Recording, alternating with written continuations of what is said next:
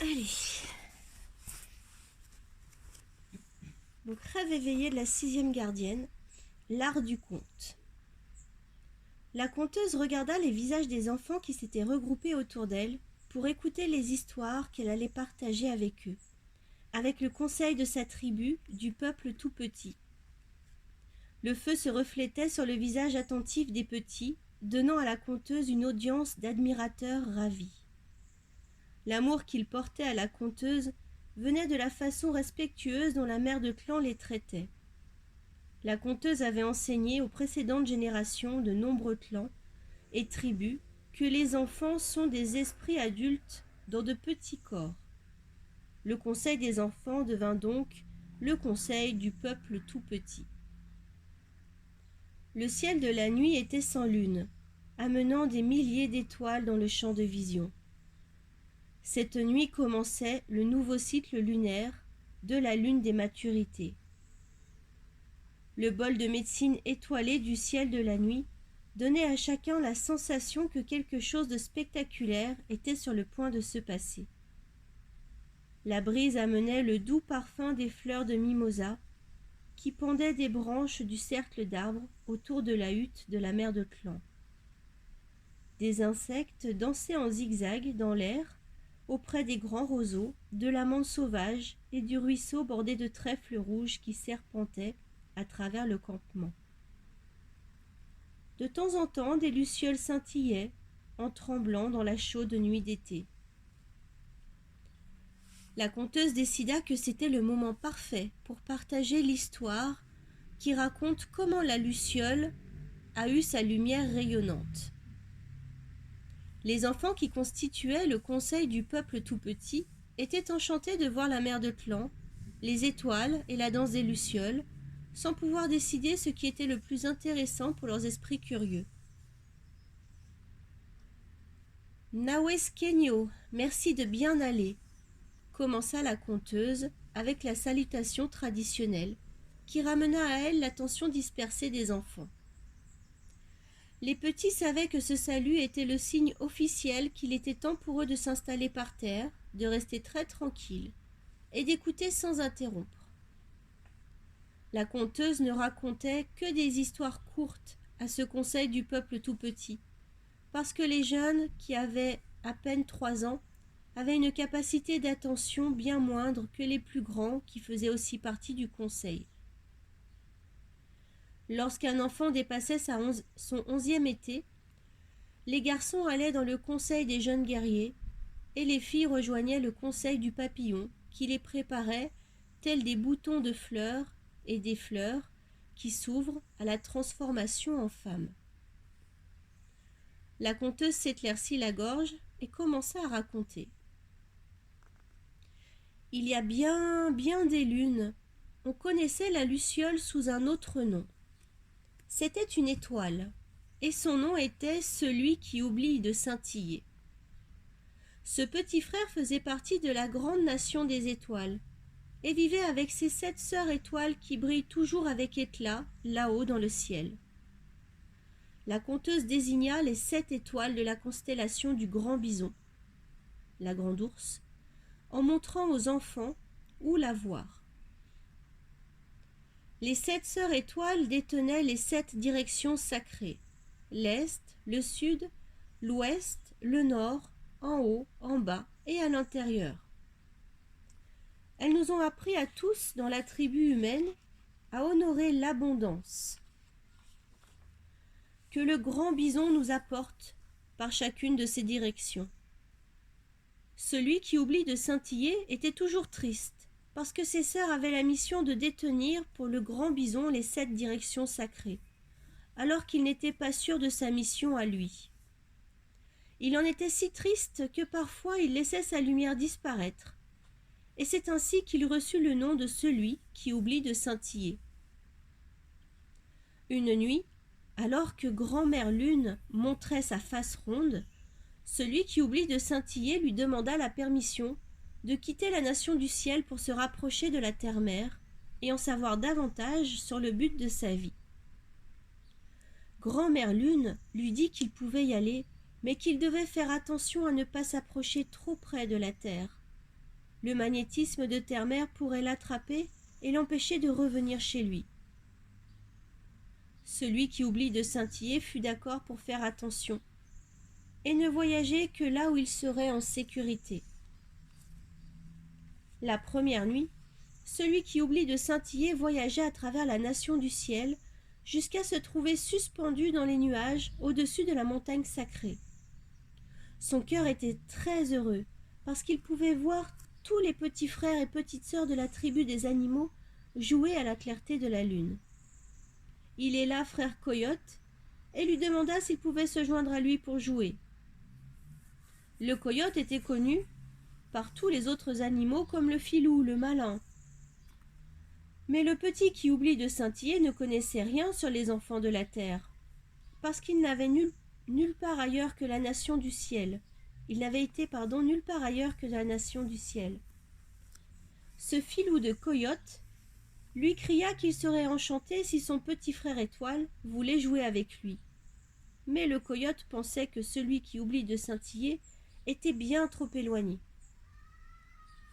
Celui qui oublie de scintiller réfléchit un moment, puis décida de venir plus près, en dansant dans le ciel tandis que le coyote dansait avec lui sur la terre.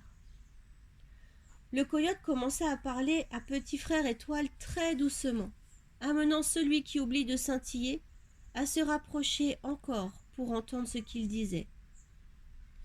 Des paroles amicales de plus en plus douces attirèrent la petite étoile hors du ciel, jusqu'à ce qu'il vienne flotter juste au-dessus de la tête du coyote. La conteuse s'arrêta un court moment, laissant tous les enfants se demander ce qui était arrivé ensuite. Tous ces visages aux yeux écarquillés étaient rivés aux siens. Aussi elle leva la voix de plus en plus fort et finalement cria pour raconter le passage le plus effrayant. Alors ce misérable vieux filou attrapa celui qui oublie de scintiller et l'avala. Les enfants eurent le souffle coupé. Quelques-uns poussèrent un cri aigu, oubliant toute retenue pour un instant.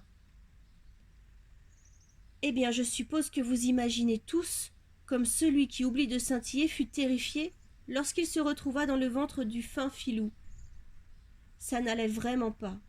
Il avait oublié de briller, et voilà qu'il ne savait pas le moins du monde comment il allait se sortir de cette histoire sain et sauf.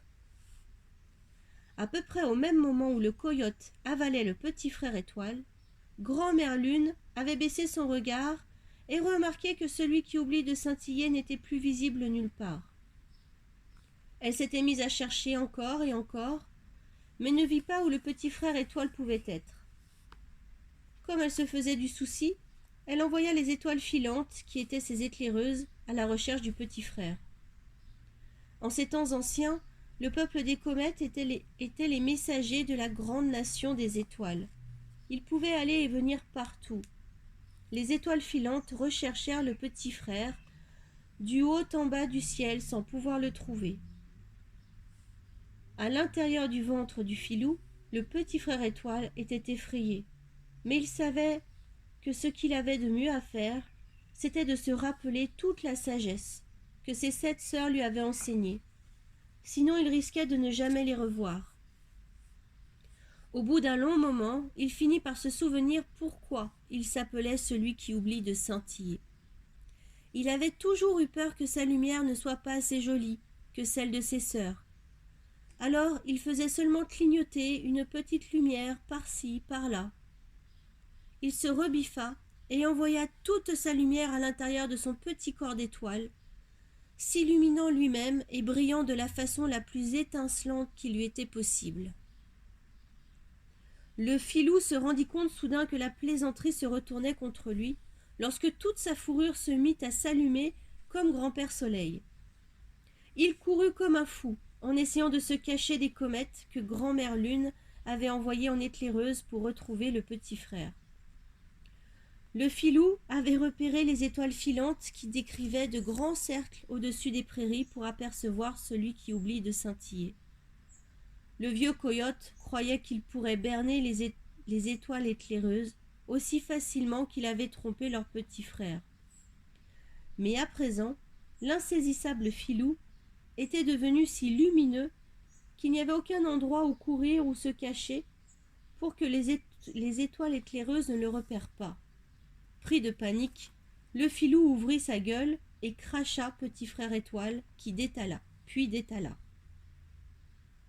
Les étoiles filantes répandirent la nouvelle auprès du peuple des nuages, qui la raconta à ceux du tonnerre, qui la dirent aux éclairs du bâton de feu.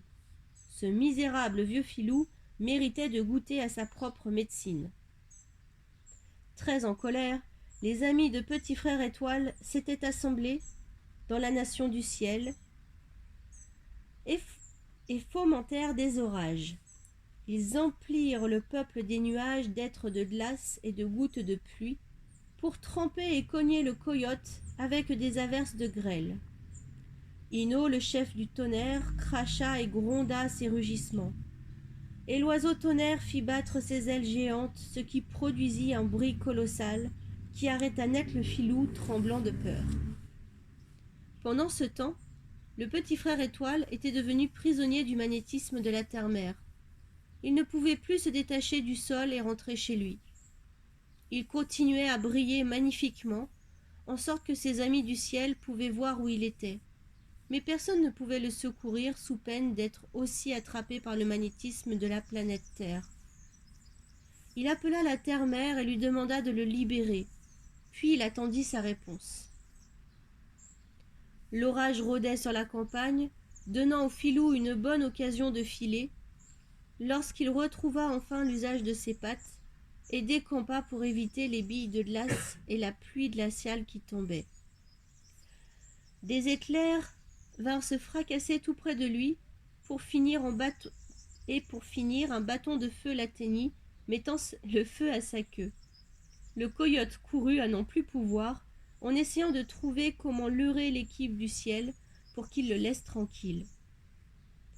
Petit Frère Étoile entendit enfin la terre-mère qui lui parlait parmi les bruits des êtres du tonnerre. Sa voix voyageait sur les vents qui accompagnaient l'orage que ses amis avaient fabriqué. Toi qui oublies de scintiller, il va falloir que tu vives avec les enfants de la terre à présent. Si je relâchais mon magnétisme, tu pourrais rentrer chez toi. Mais alors tous mes enfants tomberaient de la surface de la terre et iraient voler dans le ciel. Tu es responsable d'avoir oublié de suivre le conseil de Grand-Mère Lune et son avertissement. Il n'y a pour moi aucune façon de t'aider sans faire du mal à mes autres enfants. Tu dois donc rester ici avec nous et décider quelle sorte d'être de la nature tu aimerais devenir. Celui qui oublie de scintiller était triste, mais il savait que la terre-mère avait raison. Il n'avait pas pris garde et s'était laissé piéger parce qu'il avait ignoré l'avertissement de Grand-Mère Lune, lui qui voulait faire partie de la nation du ciel et voir le monde du dessus, comme il l'avait toujours fait quand il vivait avec ses 7 sœurs. Il savait qu'il n'oublierait jamais plus de faire briller sa lumière de façon étincelante, parce qu'il voulait que ses amis du ciel sachent où il était et qu'il n'oublierait pas sa famille. Aussi décida-t-il de dire à la terre-mère qu'il voulait être une créature qui vole et puisse briller comme une étoile. La terre-mère fut d'accord et le changea en une petite bestiole volante de la tribu des insectes. Et elle mit une minuscule étoile sur sa queue pour qu'il puisse scintiller pour ses amis du ciel et pour que tous les autres petits frères et petites sœurs de la grande nation du ciel puissent se souvenir de ce qui pourrait leur arriver s'ils ne prêtaient pas attention à la sagesse de leurs aînés. Et maintenant, si le coyote entend le tonnerre ou voit une luciole, il va prendre peur et se sauver. Le filou se rappelle que les bâtons de feu ont mis le feu à sa queue et qu'il a dû sauter dans une mare pour l'éteindre. Certaines personnes disent que les bâtons de feu et les êtres du tonnerre ont damné le pion au coyote pour donner la victoire au petit frère Étoile et lui faire honneur. C'est ainsi que celui qui oublie de scintiller reçut le nom de ver luisant. Sa queue de luciole s'éclaire pour rappeler au coyote la seule équipe qui ait jamais piégé le filou, le malin, en mettant le feu à sa queue. lorsque la queue de la luciole s'illumine, nous, êtres à deux jambes, nous rappelons qu'il est bon de laisser notre médecine briller et de garder une lueur dans notre regard, afin que le filou ne puisse pas nous rouler en nous amenant à suivre un chemin tordu. Tous les enfants étaient assis bouche bée, aux yeux écarquillés, fascinés par la conteuse, savourant la richesse de l'histoire du petit frère Étoile. Les frères et sœurs aînés s'approchèrent pour amener les tout petits dans leur hutte, pour les apprêter à la venue du marchand de sable. Ils avaient tous entendu la conteuse raconter l'histoire du marchand de sable, et savaient qu'après l'histoire du soir, le marchand de sable viendrait saupoudrer son sable dans leurs yeux pour les endormir. Si les enfants étaient encore éveillés, le marchand de sable se mettait en colère et le rêve ne serait pas de jolis rêves. Mais s'ils étaient prêts pour la nuit, le marchand de sable apporterait des rêves heureux aux tout-petits. Tout le monde voulait de beaux rêves, et c'est pourquoi la tribu n'avait jamais eu de difficulté à ce que les enfants mettent leur chaude tenue de nuit pour partir dans le monde des rêves. La conteuse suivit du regard le départ du tribut des tout-petits, avec leurs parents et leurs frères et sœurs aînés. Leur petite voix leur disait « Naoué, Exot, Ogademado, merci grand-mère, je me suis bien amusée. » La mère de clan accueillit ces remerciements et adieux et se prépara à se retirer dans sa hutte. Elle adressa sa reconnaissance silencieuse au grand mystère pour l'enrichissement que les enfants avaient apporté dans la vie et pour les dons qu'elle pouvait transmettre aux tout petits, en leur donnant ainsi les fondements solides pour leur croissance. Elle fut tirée de ses pensées par le hurlement du loup qui cheminait toujours à côté d'elle en esprit. Son totem lui donnait la capacité de créer de nouveaux chemins pour apprendre et enseigner. Les loups des bois qui vivaient en meute dans les collines au-dessus de la rivière étaient devenus ses amis depuis de nombreuses lunes. Les lunes de la maturité où la tribu était venue s'installer auprès de la rivière. Elle avait souvent observé leur façon de chasser et de jouer, alors qu'elle explorait les collines là-haut. Elle éleva la voix pour saluer ses frères et sœurs, en leur retournant leur salut par un hurlement semblable au leur. Ils répondirent de nouveau au salut de la mère de clan, lui indiquant que le marchand de sable lui faisait signe de se reposer et de rafraîchir son corps pour qu'elle puisse rêver des joies qu'elle rencontrerait le jour suivant. Plus tard, la conteuse, enveloppée dans son vêtement de nuit, rêva de la pie, parfois appelée le petit aigle noir. Dans son rêve, la pie chevauchait le bison, en se régalant des insectes ramassés sur sa fourrure. À la lumière du soleil, brillaient le noir et le bleu sombre irisé des plumes de la pie, éclatant parmi les touches blanches des plumes qui ornaient ses ailes et sa queue. Dans le rêve, la pie enseigna sa médecine, qui était le don de soulager la douleur des autres. Petit aigle noir apprit à la conteuse que les contrariétés dans le corps étaient un avertissement pour indiquer qu'un changement était en train de se produire. La pie raconta à la conteuse que certains des êtres à deux jambes refusaient de traverser quelque sorte de gêne physique que ce soit, parce qu'ils ne comprenaient pas que les frissons et la fièvre était la façon dont le corps se débarrassait de certaines limitations. Quand la tribu humaine avait compris les leçons de croissance qui résidaient dans le défi de ce qui les gênait, la pie leur envoyait son esprit pour enlever les difficultés physiques et la douleur. Comme l'aigle, dont elle portait le nom, la pie montrait aux deux jambes comment trouver la liberté. L'aigle enseignait la liberté de l'esprit, et la pie enseignait à laisser la compréhension et la liberté de l'esprit pénétrer dans le corps. Dans le rêve, la conteuse était l'auditoire, de la même façon que les enfants étaient ses auditeurs à l'état de veille. La protectrice de l'humour faillit se réveiller lorsqu'elle partit à rire en entendant la pie rabâcher à propos de sa cousine des régions tropicales de l'île de la Tortue. Lapi décrivit sa cousine ailée comme possédant le plus gros bec imaginable avec des plumes aux couleurs brillantes. Du fait que le bec de cette cousine était si gros comparé à son corps, elle était connue pour mettre son nez dans les affaires de tout le monde. Mais en fait, elle repérait tout ce qui pouvait faire du mal.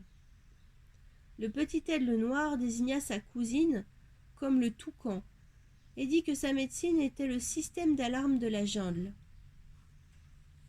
La cousine toucan visitait parfois les rêves de ceux de la tribu humain qui vivaient loin, très loin, pour les rendre plus observateurs. Lorsqu'un ennui ou un danger s'annonçait, le toucan volait à travers la jungle dans le monde tangible, ou bien envoyait son esprit voler à travers le temps du rêve pour donner l'alerte à ceux qui devaient tenir compte du danger signalé. Lapi suivait presque toujours le toucan, en volant à travers les rêves des humains, pour leur montrer comment éviter les leçons douloureuses qu'ils rencontreraient s'ils n'étaient pas conscients des signaux d'alerte ou des dangers qui jalonnaient leur parcours sur la route rouge de la vie. Petit aigle noir dit à la gardienne des histoires de médecine à quel point les avertissements de sa cousine au gros bec pouvaient enseigner aux humains à prendre conscience de situations où ils pourraient perdre leur sentiment de bien-être. Le toucan envoyait un avertissement dans les cas où la vie était menacée, rappelant aux imprudents rêveurs que la vigilance pouvait les sauver d'une atteinte physique. Comme le toucan vivait dans une partie très lointaine de l'île de la Tortue, c'était à travers le rêve que Lapi avait amené sa médecine à la mère de clan, donnant à la conteuse connaissance de la médecine du toucan pour qu'elle bénéficie de sa protection si jamais elle en avait besoin. La conteuse remercia le petit aigle noir pour sa présentation et pour les leçons qu'elle avait ainsi découvertes dans son rêve.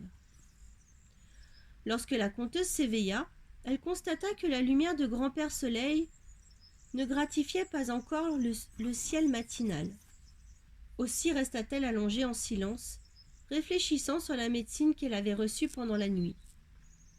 Sa tête s'emplissait d'histoires qui venaient l'une après l'autre, apportant de nouvelles façons de partager la sagesse qui lui avait été amenée. Elle éprouva une sensation de nouveauté en respirant l'odeur des plantes couvertes de rosée que lui apportait la brise du matin. La conteuse écouta la chanson de l'eau de la rivière qui courait auprès de sa hutte et fut heureuse. Les traditions orales continueraient à vivre aussi longtemps que ceux qui parlaient le langage des vérités éternelles continueraient à les transmettre de génération en génération, donnant aux enfants humains sur la terre une façon de comprendre leur vie. C'était un bonheur de participer à ce legs oral. C'était un grand bonheur que les animaux qui enseignent veuillent bien partager leur médecine avec elles pour qu'elles puissent la transmettre à travers les contes qu'elles racontaient. La gardienne des histoires de médecine ferma les yeux un moment et vit l'esprit de son nouvel ami le toucan.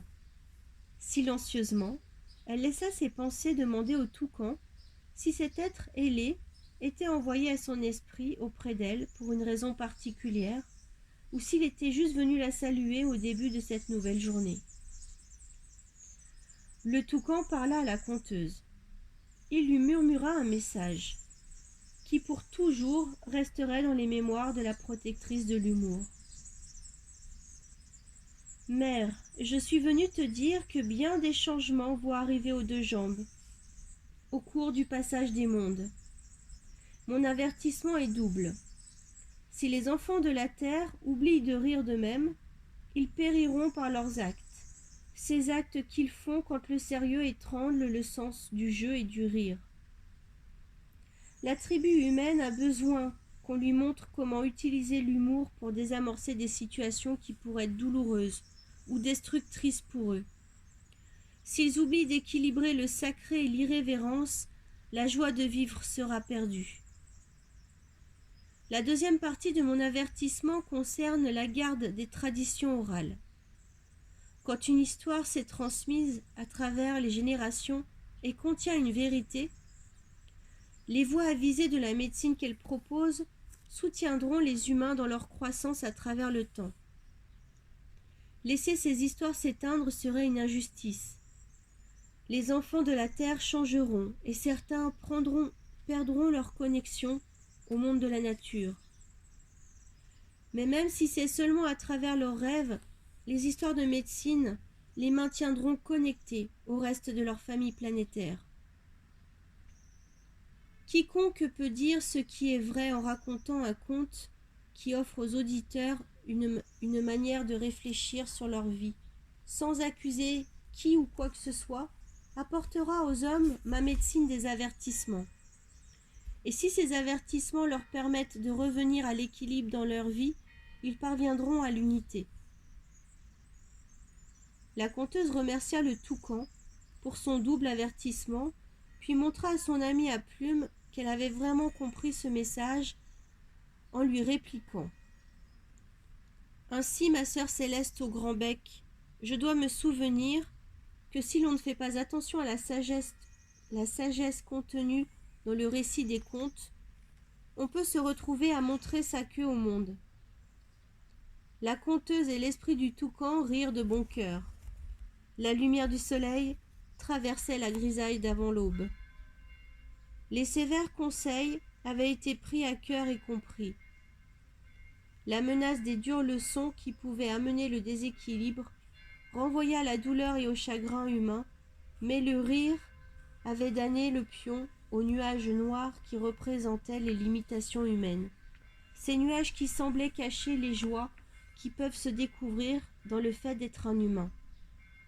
La conteuse comprit et désira faire face au futur avec ses enfants, en ayant toujours à l'idée que chaque être humain avait à trouver ses vérités pour lui-même, afin de suivre l'évolution de son esprit.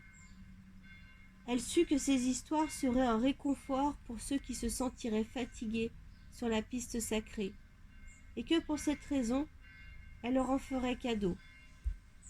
Ainsi, la vérité de la sagesse continuerait à se dire. La parole et traditions sacrées se perpétueraient. Cela ne disparaîtrait jamais.